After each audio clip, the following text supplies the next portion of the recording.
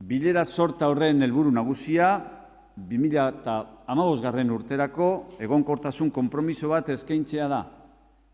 Aipatutako urtea, herrialdearen lehentasunezko 3 esparruetan aurrera egiteko funtsezkoa izango dalako. Lehendakariak konpromiso bikoitza proposatu du suspertze ekonomikoaren, enpleguaren eta politika publikoen funtsezko zerbitzuei eustearen esparruan.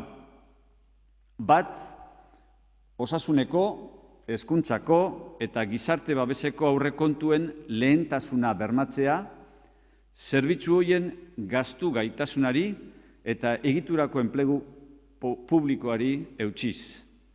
Eta bi, Euskadiko gizarte politiken jasangarritasuna bermatuko duten adostasunak ahalbidetzea.